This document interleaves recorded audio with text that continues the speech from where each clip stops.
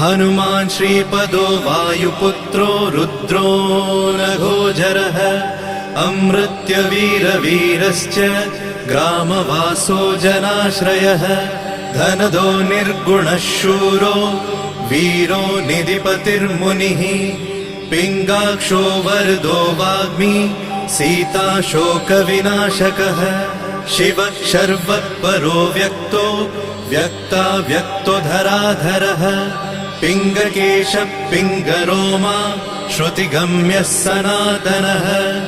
अनादिर्भगवान् देवो विश्वहेतुर्जनाश्रयः आरोग्यकर्ता विश्वेशो विश्वनाथो हरीश्वरः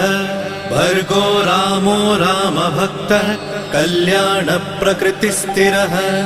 विश्वम्भरो विश्वमूर्तिर्